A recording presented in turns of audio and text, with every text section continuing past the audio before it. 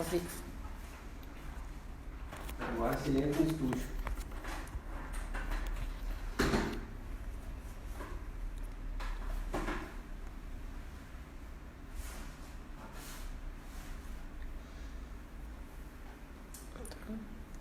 Oi, gente.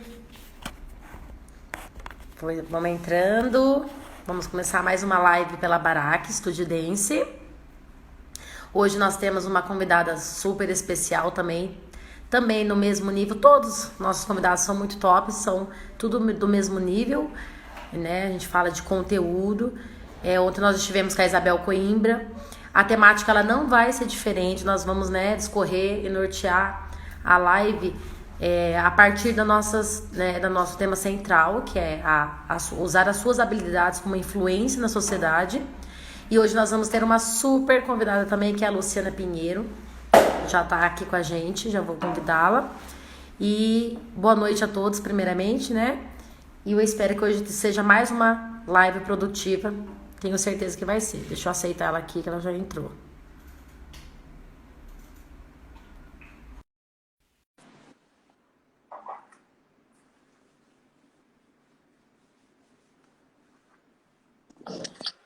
Oiê, Ei, Luciana. você tá boa? Tudo bom?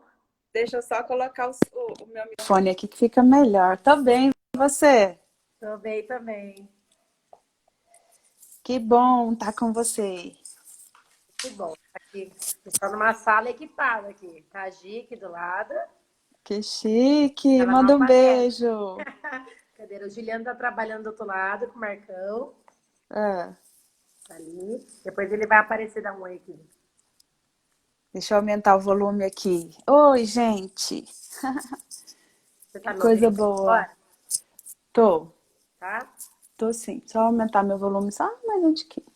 Tá ótimo. Tô te ouvindo bem também. Vou esperar mais um pouquinho, o pessoal tá entrando. Tá joia. E aí eu tava comentando já com eles, né, da, da nossa live, que não vai mudar o tema, que ela é o mesmo tema central, né? Que a pergunta que vai nortear toda a nossa conversa, nosso bate-papo é tudo igual, mas é outra pessoa com outra, né, experiência de vida, com outra bagagem, com outro conteúdo, outros projetos, que é o que a gente quer que você vai compartilhar com a gente, né? Aham. Ontem eu vi vocês estavam com a Bel. Tava com a Bela, aham. Hoje com você, nós temos os convidados também, que é surpresa, a gente não tá lançando, né? A gente tá lançando por dia. É, só para deixar todo mundo curioso. Só pra deixar, mas vai ter também a Adriana, sua irmã, vai ter. A gente só tá falando data e dia de quem, o quê? Bom, todo mundo fica curioso. É bom, né? Você ficar curioso de vez em quando. Pois é, eu vi um pouquinho ontem da sua live com a Bel. Muito benção. Só não vi tudo porque não salvou, né? Então, ele salvou só na live lá, né? Daí depois eu não salvei, que era pra pôr no YouTube também. Passou batido. Mas Tá a gente dando vai para me salvar ouvir tudo hoje. direitinho? Tô te ouvindo. Tô te Então tá. ouvindo, tá me ouvindo? Eu tô te ouvindo. Então, tá, eu só vou ler de volta agora o tema central para o pessoal, né, se situar. Então, o nosso tema, né, dessa live de alguns convidados que a gente tem chamado é como atuar efetivamente nas esferas de influência da sociedade. E hoje nós temos a Luciana Pinheiro com a gente, né, que tem, eu não estou chamando pelo título agora, porque ela vai se apresentar ela mesma e vai falar, né, Lu? Aí a gente quer Sim. agora que você tome a palavra e se apresente um pouquinho, fale, né, do seu currículo profissional, ministerial, fale, né, para as pessoas se situarem. Muitos se conhecem, mas o nosso corpo, às vezes, de alunos e convidados, nosso público não conhece um pouquinho do seu trabalho. Uhum. Então tá. Primeiro, olá. Muito bom estar com todos vocês. Amo muito essa família. Muito. Denise, Juliano, são muito queridos, né? Estivemos aí quando, Denise? Faz uns 4 anos? 3 anos. 3 anos. Nossa, parece que fazia mais. Fazia mais.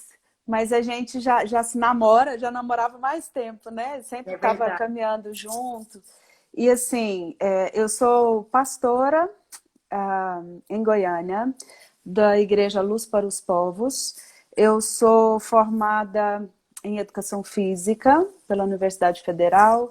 Eu tenho pós-graduação em Atividades Físicas de Academia e sou mestra também pela PUC Goiás em Ciências da Religião. Eu sou uma das líderes da Companhia Rema de Goiânia, que há 28 anos estamos aí trabalhando já com arte, né? E aí nós temos vários projetos, já já a gente vai falar de cada projeto, né, da companhia. Eu sou também conselheira do CBDD, que é o Conselho Brasileiro de Dança, sou uma das conselheiras da região central, que eu sou de Goiânia, no centro do Brasil, né? E também sou uma das fundadoras da REGAR, que é a Rede Global de Artes, que desde 2005 vem unindo artistas aí de todo esse Brasil e agora do mundo, né? A gente está abrindo a nossa rede também nos outros continentes. E sou uma serva do Senhor, sou mãe de duas lindas meninas, uma de 9 e uma de 11, Ana Lu e Lana, esposa do Kiko Torres, meu maridão, pastor, e uma serva do Senhor. Muito bom. Pouquinho, né? Pouquinha coisa. Tem cuidado da primeira fase, tá valendo já, né? A vida vai passando e a gente... Né? Oi? E você tem tudo isso, igual a gente falou da Bel ontem, tudo isso e ainda é de tamanha grandeza e de tamanha humildade e simplicidade, né? Ah, amiga, eu acho que tudo que a gente conquista, assim, eu acho que é pela pura misericórdia do Senhor. Né? Eu acho que a vida vai nos dando oportunidades, Deus está atrás de cada uma delas, se a gente aceita, Ele vai fortalecendo, né? Eu sei que cada conquista que a gente teve foi, né, com suor, determinação e total dependência de Deus, porque se a gente não depender de Deus e for na nossa força, a gente não consegue fazer nada com muito êxito, né? Então é isso. É verdade. Então agora, né, acho que a galerinha já entrou aí, eu vou me basear pelas perguntas que o pessoal nos enviou, né? Alunos, professores, a nossa equipe formulou também. O meu Freud tá caindo. Sabatina, é uma sabatina. É mais ou menos isso. E aí eu vou ler, vamos ver se a gente vai conseguir responder. A gente até já vai, né, pedir desculpa. Tem outras perguntas que mandaram também, muito boas, pastora. Eu falei, a gente tem que fazer depois uma outra live. Bora fazer. Umas 2 horas de perguntas. Então a gente tem que resumir, fazer uma síntese, né? Se a gente conseguir falar tudo, na verdade é você que vai falar, que vai nos responder, né? Nos enriquecer. Então eu vou falar a primeira aqui, que é: fale um pouco dos projetos e ações realizadas pela Companhia Rema, como o Atitude. Qual os objetivos, como são realizados e qual o impacto sobre quem participa. Daí nós incluímos professores, crianças, famílias, apoiadores, enfim. Uhum. Você quer que eu fale sobre todos os projetos, incluindo isso, a Atitude? Ou né? Uhum. E aí a gente sabe a Atitude, que é um dos que vocês, né, trabalham também, sempre comentaram também, né? Não o mais forte, mas a gente sabe que ele é um dos mais conhecidos de vocês. Mas tem um de vocês pelo Seduca também, né? Que vocês levavam na prefeitura. Isso. Tá, então eu vou falando, se você quiser me parar e perguntando, né? Vou falar primeiro dos projetos de um modo geral. Companhia Rema é uma companhia de dança e nós trabalhamos já desde 1992, julho, né? Com elencos. Tem 28 aninhos. Nossa, mas também eu me pego de surpresa aqui. A gente é bem vivido. Então, a gente tem elencos. Nós temos um elenco kids, um infantil, o pré-juvenil, um juvenil, um jovem e um elenco adulto. E com esses elencos, nós trabalhamos alguns projetos, né? Então, por exemplo, com esses elencos, nós temos vários projetos que nós fazemos apresentações em escolas, que foi esse projeto que você citou, que nós já fizemos uma vez, que foi apoiado pela Prefeitura de Goiânia, que nós visitamos inúmeras escolas em Goiânia, levando alguns espetáculos nossos, né? Mas fora o Seduca, a gente continua com projetos de visitar escolas e na hora do recreio a gente faz apresentações e tudo. Da mesma maneira que nós vamos escolas, nós vamos em praças públicas, nós atuamos em festas culturais, em eventos, tanto eventos de faculdades, eventos de escolas, eventos culturais. Temos também uma prática de, algumas vezes por ano, fazer apresentação de dança em presídios. Então, essas apresentações... e também fora da cidade, né? Nós temos um elenco principal, que é o elenco que mais sai. Nós temos também um elenco de teatro. E esse elenco principal, ele atende a agendas todo o Brasil e fora do Brasil também. Nós temos alguns projetos muito específicos, né? Por exemplo, a gente tem o projeto PAI, que é o Por Amor aos Índios, que esse eu acho que você não conhece. Você comentou um pouquinho com o Curitiba quando vocês estiveram aqui, mas bem por cima.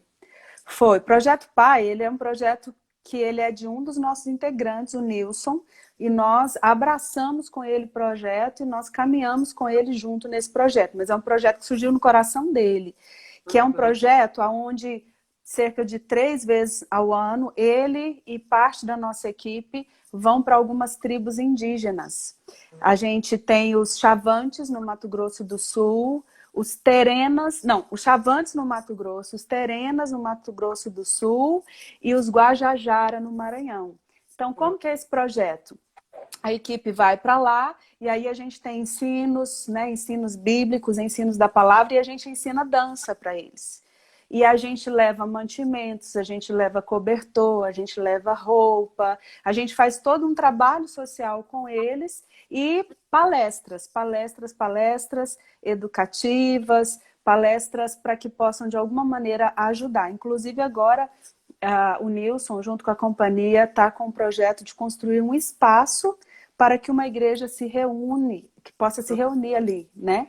Então, a gente está encabeçando junto com ele esse projeto. A gente tem o projeto Atitude, que é o projeto que você falou, que é um projeto que já existe desde 2000, tempinho já também, né? Vamos fazer 20 anos de projeto Atitude, que é um projeto que atende crianças de baixa renda de 6 a 14 anos. Então, a criança fica conosco do horário contrário da escola, 2 tardes, né? Ali ela tem aula de balé, dança de rua, jazz, ela tem aula de coral, ela tem aula de teatro, ela tem aula de artes plásticas e ela tem aula de princípios, né? A gente fala sobre princípios de vida. Então, o projeto Atitude, ele trabalha tanto com as crianças quanto com as famílias das crianças, né? A gente dá esse ensino, mas a gente se aproxima das famílias. Esse ano a gente teve uma coisa muito legal. Nós conseguimos aprovar dentro do Rema um projeto de corte e costura. Então nós ganhamos da Enel, que é aqui de Goiânia, nós ganhamos máquinas de costura, agora nós ganhamos bordadeira, nós ganhamos aquelas máquinas de fazer, tipo em garrafinhas assim, aquelas... esqueci. Que fica a marca, né? Cadê o então, dinheiro? Isso. Overlock? É overlock? Não é overlock. Acho que o pessoal entendeu. Aqui, que escreve nas garrafinhas, com essas coisas. Serigrafia, então, tipo isso, mas tem outro nome. Mas essas máquinas chegaram agora, né? Nessa época que a gente está parado, inclusive. Mas a gente fez 6 meses ensinando, a gente trouxe um grupo de tanto pais do Atitude quanto pessoas da comunidade e ensinamos corte e costura. Então, assim, a gente, dentro do projeto Atitude, a gente está alcançando também as famílias. A gente procura envolver também as famílias, né? Aí eu vou te falando, se a hora que você quiser perguntar, você me para. Então, falando. Oi? Pode ir falando. A gente também tem um projeto que ele não é um projeto da companhia Rema somente. Ele é um projeto que começou com a pastora Adriana, que você falou que vai trazê-la, a minha irmã mais velha e a minha líder. Que ela é a líder principal da nossa companhia, eu sou auxiliar dela. Então, a gente tem o projeto A Rede Global de Artes, que começou em 2005 na Indonésia, em um evento sobre transformação do mundo. E nesse evento a gente foi desafiado a formar uma rede de comunicação entre artistas. Inicialmente, os 13 primeiros anos foram na América Latina. Então a gente começou a conectar o pessoal por WhatsApp, pela internet, fazia trabalhos juntos, fazer projetos juntos. Aí teve Copa do Mundo, aí tive Olimpíadas no Brasil, tiveram todos esses eventos onde a gente motivava esses artistas a levar a sua arte para a rua, né? E aí agora, esse ano, esse ano não, me perdoe, ano passado nós começamos a Rede Global de Artes Internacional.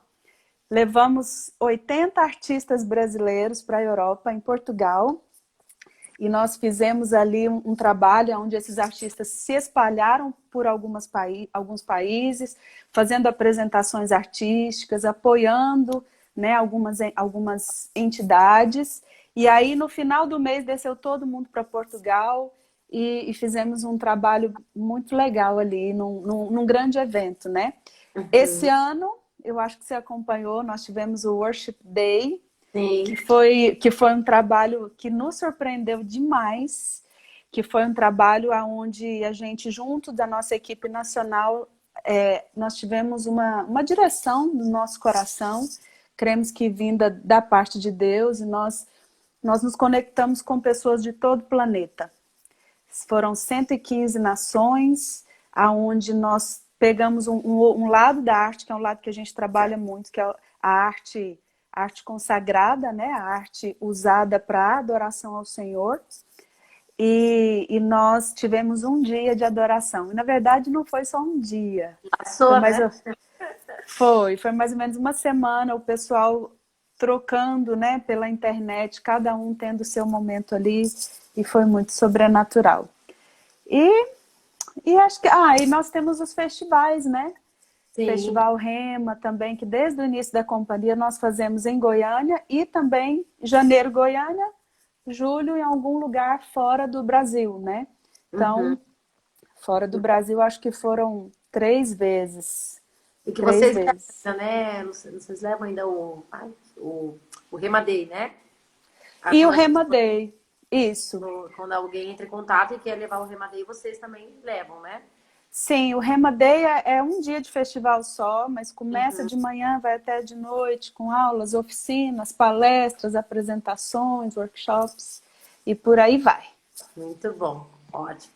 Acho que deu para quem perguntou aí, falou dos projetos, tá ótimo, né? Fez um resumo, né, bem sucinto. Deixa eu ver se eu esqueci de alguma coisa. Acho que é basicamente isso.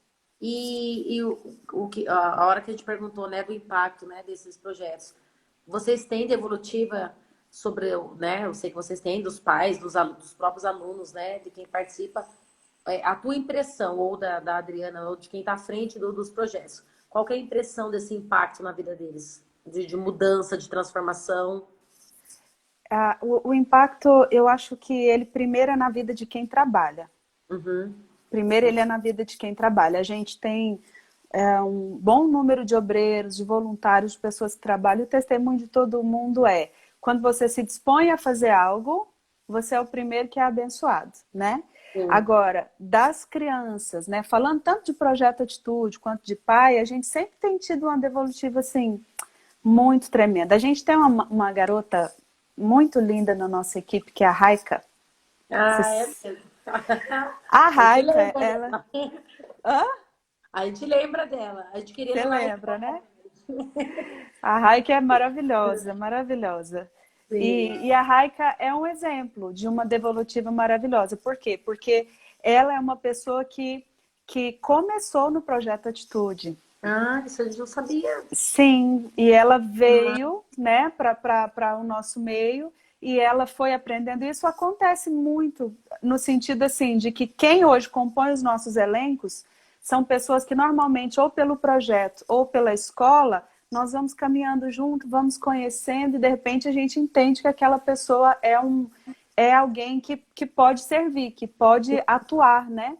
Então, a Raika é uma pessoa que começou e caminhou com a gente ali desde o início.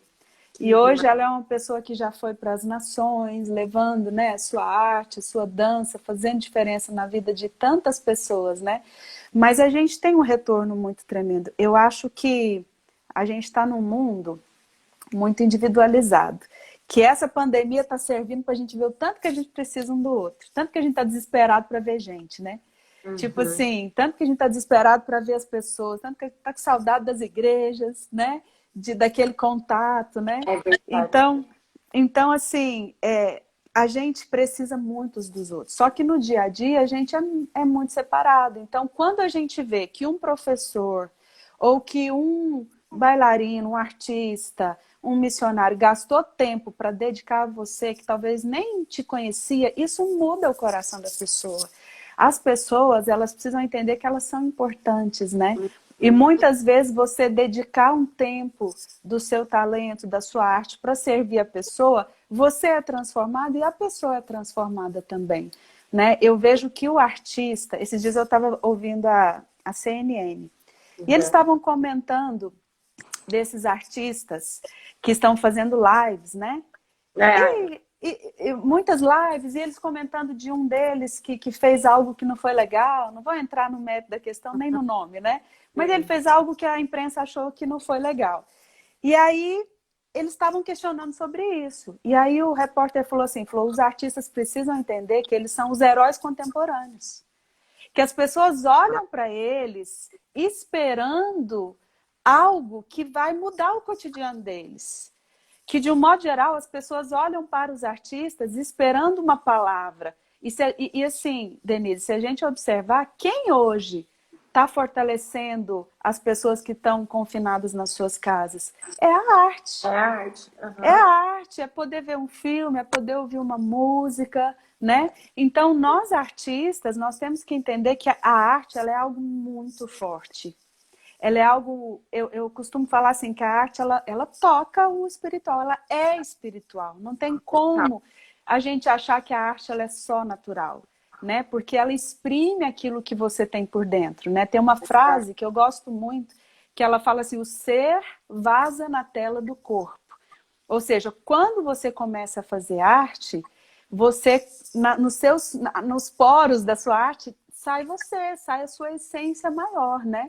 Então, é, ela faz você colocar para fora, se você é uma pessoa que tem fé, se você é uma pessoa que tem esperança dentro do seu coração, na sua arte você vai pôr isso e você vai poder influenciar alguém, né? Então eu achei muito forte essa frase desse jornalista da CNN, que ele falou, olha, os artistas precisam entender que eles não podem fazer qualquer coisa, eles são os heróis do mundo contemporâneo. É Então verdade. todo mundo está olhando para eles. E talvez, né, você está me ouvindo aí Sim. e está pensando assim, ah, mas eu não sou famoso. Deixa eu te falar. Todo mundo tem o seu ambiente de influência. Com certeza. E eu acho que todo mundo é artista, Denise. Eu acho. Todo mundo é Também artista de alguma acho, com maneira, certeza. Porque né? a arte é tudo aquilo que a gente gera, cria e toca, igual você falou, e toca alguém. Isso. E Muda aquele assim, estado, o ambiente. exatamente. E assim, nem que seja arte culinária, nem que seja a arte da escrita, a arte da fala, a arte da comunicação, mas existe uma arte dentro de cada um de nós. Então, o que nós vamos fazer com essa arte? Entendeu? E eu creio muito, né, que a arte, ela é para você colocar a sua essência. E colocando a sua essência, se você tem amor por Deus, é esse amor e essa esperança e essa fé que você vai poder passar para as pessoas que estão ao seu redor, né? É verdade. Concordo, tá? 100%, assina embaixo. Então, vamos partir, então. Acho que tá respondido, né, gente? Vocês vão perguntando e pode fazer a pergunta ao vivo também, tá? Esqueci de falar isso para eles também. Que não é só o que tá no roteirinho. Então, a segunda, né, agora é mais prática e é bem diretiva, né? Como funciona o Conselho Brasileiro de Dança e como é a sua atuação como conselheira na prática? Bom, o Conselho Brasileiro de Dança, ele é um conselho que ele organiza eventos, né, em todo o Brasil. A Gisela Vaz é a presidente nacional hoje, e ele organiza tanto eventos ao redor do Brasil, quanto também ele oferece apoio, tanto para professores de balé, de dança, não é só o balé clássico, apoio para professores de dança e para escolas. Então, por exemplo, agora nós estamos estudando uma maneira da escola ter uma chancela do Conselho Brasileiro de Dança. A partir do momento que a escola a entender a seriedade do trabalho, a seriedade da certificação dos profissionais, a seriedade de um trabalho continuado, com método definido, e a escola aceitar o apoio do CBDD, ela teria uma chancela ali do Conselho Brasileiro de Dança, e também estudando a possibilidade de formar professores, ou dar algum tipo de apoio, né? E então, como que eu atuo na prática? A nossa presidente, ela organiza reuniões mais ou menos a cada 2 meses, aonde nós discutimos assuntos sobre o ambiente da dança na nossa região. Eu sou conselheira uma das conselheiras do Centro-Oeste. Nós procuramos trazer um trabalho unificado, tanto com escolas particulares, quanto com faculdades de dança, cursos técnicos de dança, e discutimos a questão das escolas, aonde hoje se tem aula de dança, né? Onde tem muitas pessoas dando aula de balé. Então, nós discutimos muito sobre como regularizarmos essa situação de forma que a dança nas escolas também tenha um nível correto. Porque o que a gente vê em muitos lugares são pessoas dando aula sem certificação, e sem capacitação. Então, o nosso questionamento ultimamente tem sido não tirar essas pessoas, mas capacitar pessoas. Já que as pessoas amam a dança e querem ministrar aulas, como nós vamos capacitar? E nesses dias de pandemia, nossa discussão tem sido como sobreviver, né? Como sobreviver. Nós estamos num grupo com inúmeras escolas, tanto da região Goiânia, Brasília, e a nossa presidente está em grupos de escolas de todo o Brasil, para a gente pensar como sobreviver a esse momento, porque esse momento de pandemia, infelizmente, as escolas de dança não estão sendo colocadas como grupo de atividades essenciais. E a gente sabe que são, né? Porque uma pessoa, quando ela vai fazer uma aula, aquilo faz bem para o coração dela, para a alma dela, é muito importante. Mas a nossa discussão atualmente tem sido essa. Como que nós vamos sobreviver a esse momento? Quais são as estratégias? Então, tem muita gente fazendo videoaulas, tem muita gente combinando com os alunos de repor as aulas no segundo semestre, mas tem mantido contato. Então, nós temos algumas reuniões agendadas, por exemplo, no nosso caso aqui, com o governador, com o prefeito, para saber como que nós vamos sobreviver esse momento. A Companhia Evangelizar Dança está falando aí, ó, a maioria dos profissionais de dança são autônomos, né? Mas muitos não têm nem a documentação, né? A maioria, né, muitos não conseguiram nem entrar, por exemplo, no auxílio emergencial, porque não tinham Isso. né? Aí fala que é até o trabalhador informal, que não pode, a gente sabe que não pode. Mesmo na escola de dança, se a escola de dança for seguir realmente, né, o padrão legal, o mínimo que os professores tenham, né, o MEI, né? E é tão fácil, né, de acessar, de ter o acesso, né? Só que o problema é que a maioria das pessoas não está documentada. Entendeu? Então, como? E tem ainda os produtores de dança, que não são os professores em si, que é aí que eles não entram mesmo na questão do auxílio emergencial. E não é só pensar no auxílio emergencial. Nós temos que pensar também no depois. Como que vai ficar o ambiente profissional da dança depois da pandemia? Né? Depois de talvez mais 150 dias parado, né? Que, por exemplo, aqui em Goiás, é o que está sendo colocado, que nós devemos ficar parados ainda até final de agosto. Então, como retomar? Como retomar? Além de conseguir se manter, né? Tanto como escolas, quanto como agentes culturais, de certa forma, né? Então, tem muita gente se levantando e trabalhando junto. Tem, por exemplo, a Agência Nacional de Cultura, que a gente está se reunindo com eles e sempre questionando quais propostas a gente pode levar para o Congresso, quais propostas a gente pode pedir para que alguns políticos levem, né, pela nossa classe. Então, tudo é muito novo, né, Denise? Tudo é muito novo. O Brasil nunca passou por por uma tragédia. O Brasil não tem políticas emergenciais assim para situações de tragédia, né? A Sim. gente não tem furacão, a gente não tinha, né? Ultimamente estamos tendo, né? Mas a gente não tinha esse tipo de problemas que fazia com que a gente ficasse meses dentro de casa sem poder trabalhar. É bem. Então é tudo muito novo. Então o Conselho Brasileiro de Cultura ele, ele tem procurado algumas soluções meio ao momento que a gente está vivendo. Entendi. Então, agora mais ainda mais, vamos falar assim, mais específico ainda a pergunta agora sobre o conselho, que é o que eles perguntaram. Como foi elaborado e quem idealizou o método brasileiro de balé clássico? Qual a diferença entre o método e os demais já popularizados no Brasil, né, como o russo, Vaganova e o inglês Royal? O método brasileiro de dança, ele não é o método do conselho, mas ele é a presidente do conselho, que é a Gisela Vaz, que é uma pessoa capacitadíssima, respeitadíssima, né? Por isso está na posição que está. Ela mesma elaborou um método, e o método é novo, mas já é registrado, né?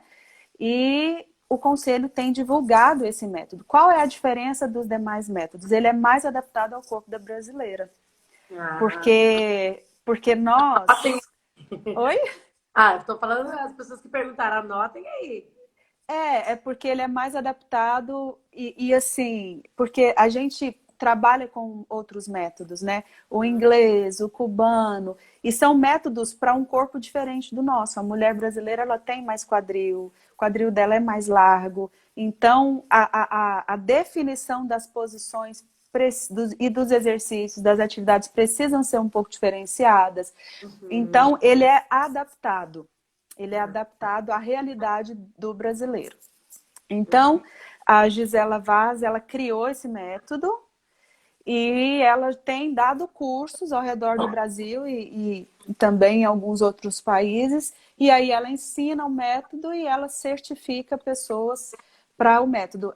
Ela também já está elaborando provas, igual na Royal tem provas, né? No método dela, ela tá organizando provas para que os alunos caminhem nesse método até o ponto de se formarem também. Então, se alguém quiser... Sim, Gisela Vaz. Então, se alguém quiser conhecer um pouco mais sobre o método, pode entrar em contato, manda um direct aí para mim, né? O meu Instagram tá aí. E aí a gente direciona para a Gisela. Tem curso, Então, né? Por exemplo, eu há pouco tempo nós organizamos em São Paulo, né? Infelizmente tivemos poucas pessoas, mas em São Paulo ela organizou uma turma e ela passou o método dela até um certo grau, porque como são muitos graus, ela vai ter que ir por etapas. Então, por exemplo, Denise, se você quiser aí levar a Gisela para dar o curso, aí você vai combinar com ela todas as coisas necessárias e ela normalmente vai, porque aqui em Goiânia ela faz todo ano, ela dá o curso todo ano. Geralmente é janeiro e julho. Então ela tem uma turma de uma semana que ela treina professores no método dela. Mas esporadicamente as pessoas convidam ela para ir nas regiões para ministrar o curso também. Então, assim, cada escola vai escolher o seu método, né? Mas o método brasileiro, que é o dela, é um método muito, muito bom e um pouco adaptado à realidade do corpo do brasileiro. Que era até a nossa próxima pergunta, que era qual a relevância e como uma escola de dança, né, que a professora acabou de falar, pode obter a certificação pelo método brasileiro. Então, a gente já está nesse grau de obter uma certificação? Sim, sim. Existe a certificação do método, que é feita por curso, né? Ela fazendo o curso, adquirindo o método, aprendendo a transmitir, aprendendo a ensinar, o professor, não a escola, mas o professor, ele vai ter a certificação para ministrar o método. A escola pode escolher, mas o professor tem que ser certificado, né? Porque é ele que vai transmitir. É ele que vai aplicar, sim. Isso. Agora, a chancela que vai ter nas escolas é uma chancela que vai ter um nível mínimo. Por exemplo, a escola é uma escola que tem os diplomas necessários, não somente diplomas do conselho em si, mas os diplomas necessários para que ela funcione. Existem profissionais habilitados. Aí, não, então nós apoiamos o trabalho dessa escola. Você entende? Porque, Entendi. infelizmente, tem escolas que não têm nenhum tipo de formação ou diplomas ou condições para funcionar, né? Uhum. Infelizmente, ainda não é tido como profissão, né? Infelizmente, então, então não podemos, por exemplo, o conselho não tem autonomia para fechar um lugar se aquele lugar não tiver habilitações, entendeu? Por exemplo, a escola vai funcionar e o pai vai poder colocar seu aluno, entendeu? Só Sim. que o que a gente quer é que as escolas que tenham, né, a chancela do conselho, o pai que for lá, ele vai saber, não, existe um conselho que apoia o trabalho dessa escola, que assina embaixo, entendeu? Sim, sim, entendi. Na verdade, é o meio padrão do Royal e do Vagrônova também segue mesmo, né? De dar Isso. chancela para a escola. É que muitas escolas não trabalham com chancela nenhuma do clássico, né? Por exemplo, né? É, Só é, aplicam, porque geralmente é o professor que vai lá, faz o curso, tem a certificação e aplica. Para não dizer isso. que tá irregular, não, eu sei, eu é que dou, eu é que faço, né? Geralmente Aham. é assim. Então, a diferença, então, como você falou, a gente pode chamar de que esse método brasileiro é uma mistura dos outros, é uma pincelada de cada um ou nada a ver? Eu acho que o balé ele existe uma técnica que é universal. E Uhum. em cada método ele tem nuances diferentes. Ele tem Sim, sim. posições de braços diferentes em um método de um método para o outro. Então, as diferenças do método brasileiro dizem respeito mais à questão das Da qualidades estrutura, né? físicas do brasileiro, Entendi. entendeu? E Mas não é a lógico que técnica em si. respeita toda a técnica do balé clássico universal, que é universal, né? Uhum. Ó, tem uma pergunta ao vivo ali. Acho que essa dá pra gente depois incluir. Tá falando sobre formação e ministério, que legal. Quer responder? Deixa eu ler aqui. Para atuar com dança, foco em ministério, qual seria o melhor tipo de formação? É necessário formação de graduação ou pós-graduação? Eu acho o Pegou. seguinte, Não, não pegou, mas é que Não é pegou. amplo, né? Porque é amplo, porque às vezes a pessoa tem uma graduação, assim, não pega uma profissão, às vezes nada nada afim com arte, né? Ou com corpo, enfim, É, do corpo. é. Aí vai fazer uma pós, depende como é a vivência, né? Eu Denise, falando, né? Como foi a vivência, a prática corporal dessa pessoa durante anos, né? Eu acho que nós temos algumas realidades aí, porque não Uhum, basta a pessoa, mesmo que seja uma faculdade de dança, só uhum. fazendo faculdade de dança, ela não consegue dar aula de dança, dança técnicas tradicionais, que eu tô falando. Sim, Ela sim. consegue dar aula de dança e educação perfeitamente nas escolas, mas ensinar um balé clássico, ensinar uma dança moderna, colocar o carregador aqui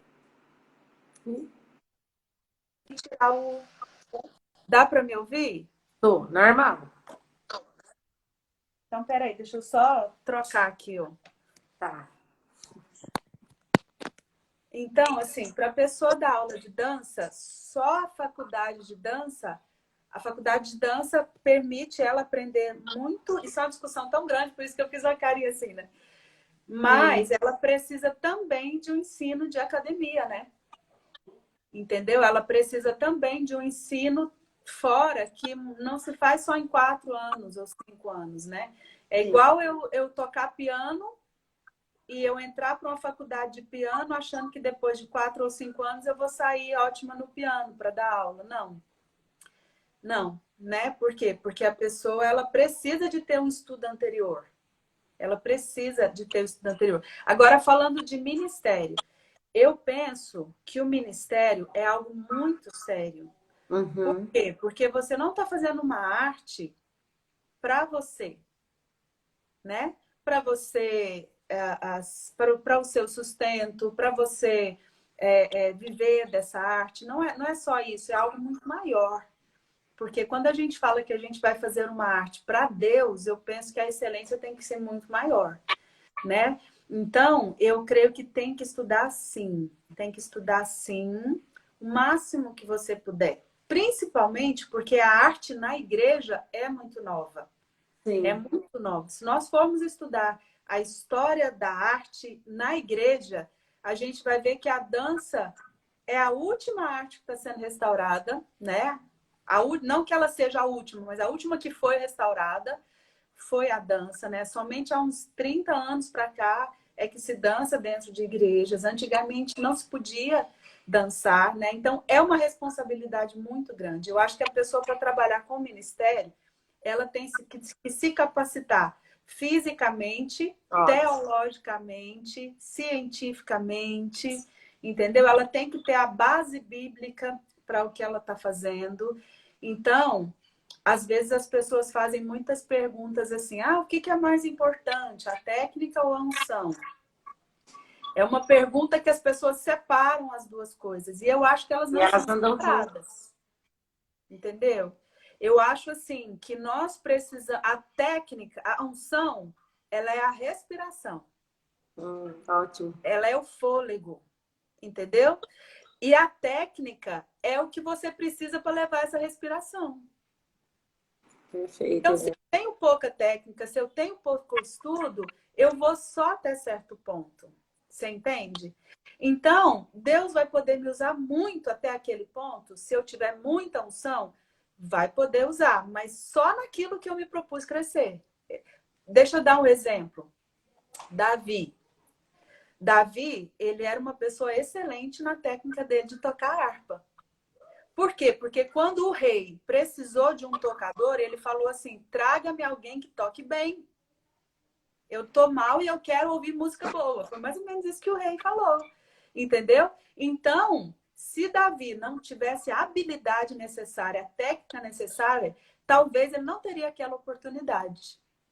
Então, por exemplo, vamos trazer isso para a música. Se eu toco 2 músicas no violão, Deus vai poder me usar naquelas 2 músicas. Uhum.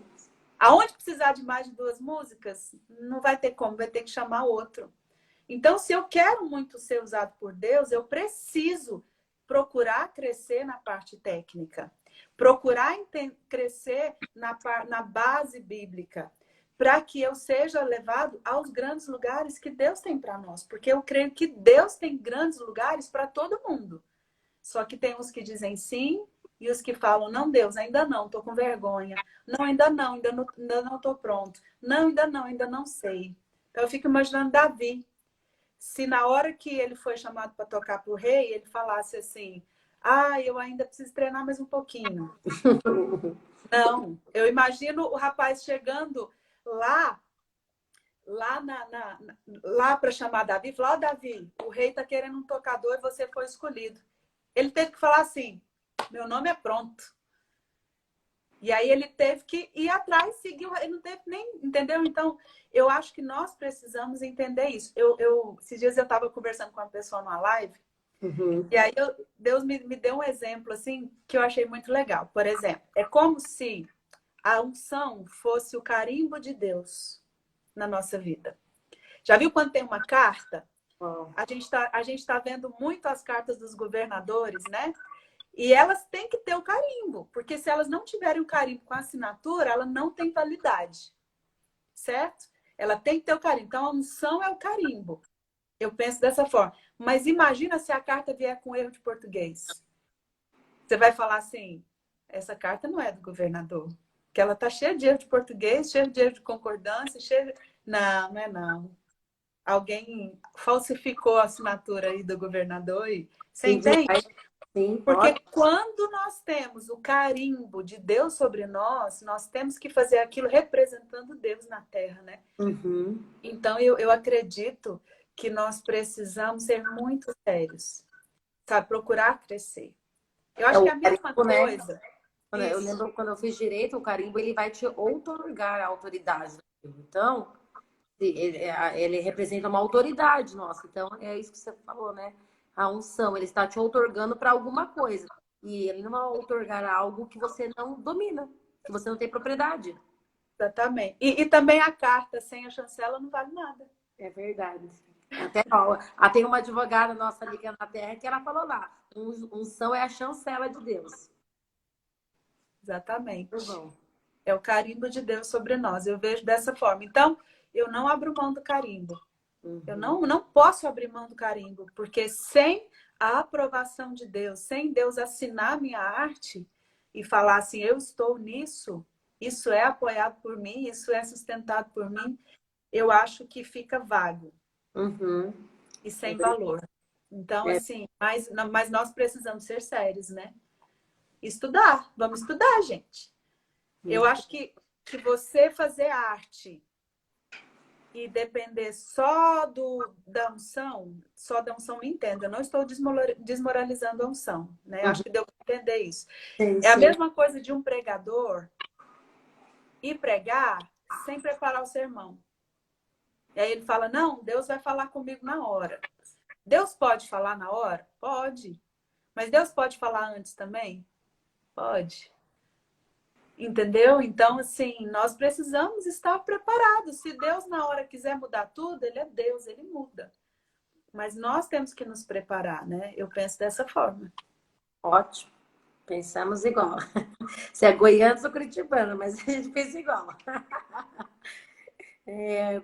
Lu, tem outra pergunta agora. Tem uma pergunta que eu vi aqui ao vivo, muito boa, né? A Gia até anotou aqui. Depois eu acho que ela pode ficar para o último momento que ela vai casar com a nossa última, que é de um participante nosso ao vivo, ele é um b-boy, né?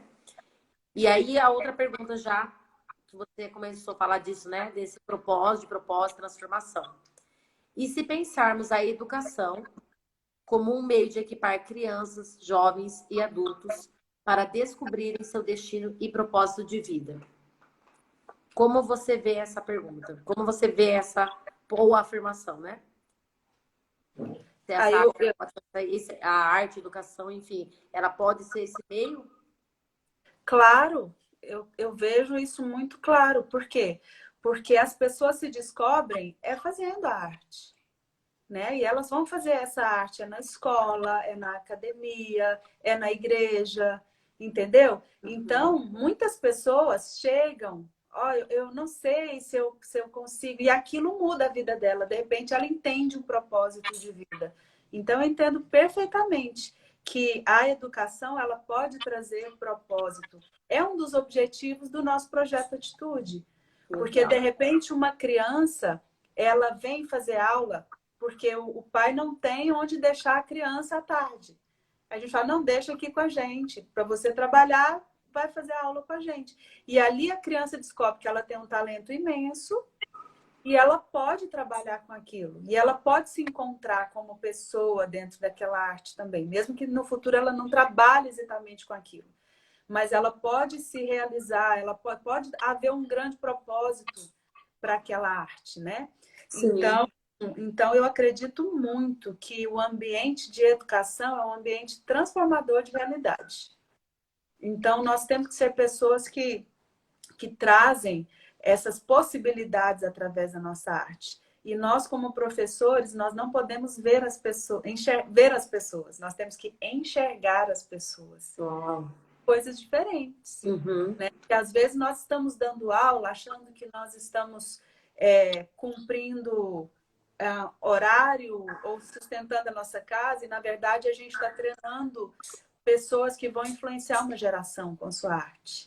Ótimo. Entendeu? Então nós temos que ver cada oportunidade que Deus nos dá como professores para que a gente possa realmente investir em vidas. Eu tenho entendido que ministério é investir em vidas. Sabe? Deus, ele sempre nos dá oportunidades que o trabalho do professor artista é investir em vidas. Né? Por isso que o artista, ele é tão, como que fala? Tão apaixonado, né? De um modo geral. Nós não podemos perder essa paixão. Porque às vezes a gente trabalha demais e perde a paixão, né? É verdade. Mas essa paixão não pode sair de nós. Porque se nós trabalharmos com essa paixão, nós vamos dar sentido à vida de pessoas. Tanto a nossa paixão pela arte, né? Quanto a nossa paixão pelo propósito que está atrás da nossa arte. Ótimo.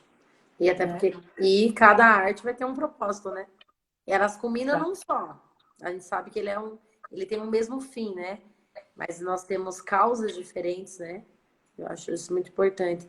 E tem uma outra pergunta, falando também, né, sobre mudança, transformação. E essa daqui é bem legal, que vocês, eu sei que vocês já tiveram trabalhos assim, que é quais caminhos podemos utilizar para incluir ensino de dança no sistema penitenciário com o objetivo de reabilitação ou, né, e resgate social.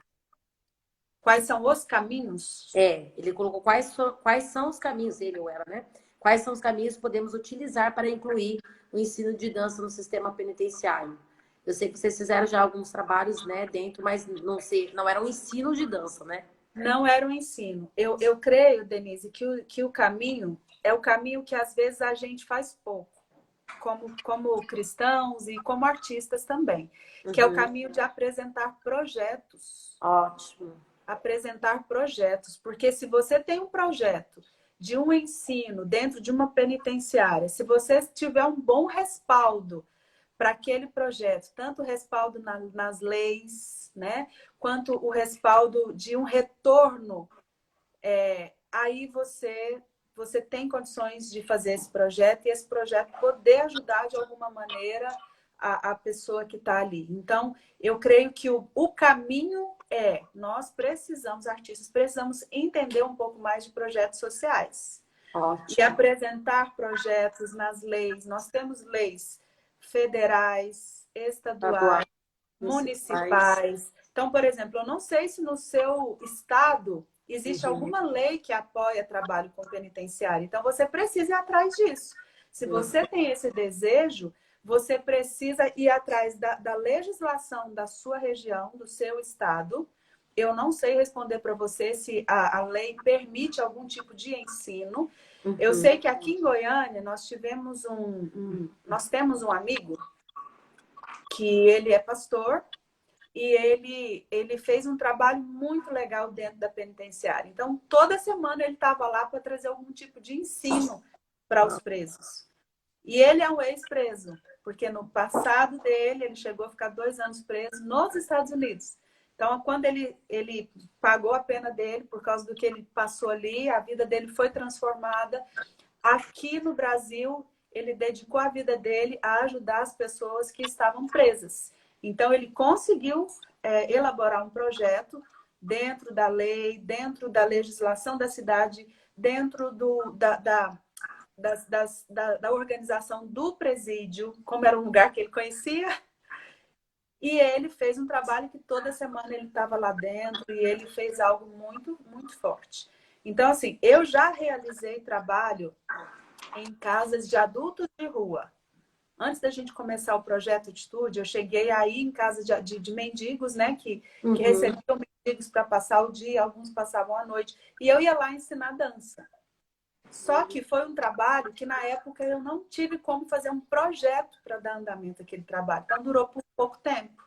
Então, por isso que eu estou falando que eu acho que o caminho para que isso aconteça é você conhecer a legislação do seu estado, procura um advogado, procura um contador, para que você saiba se existe alguma brecha na lei, para que você entre com um projeto e possa fazer esse tipo de trabalho.